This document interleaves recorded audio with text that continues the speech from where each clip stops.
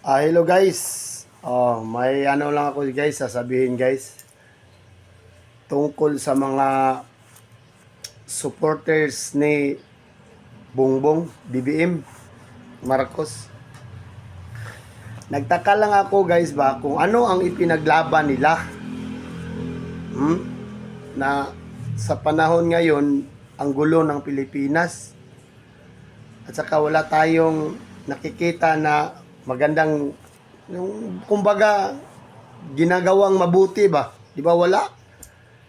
Tingnan mo ngayon yung tungkol sa corruption, grabe talaga ang corrupt. Pero ano ipinaglaban ng mga supporters ng mga BBM?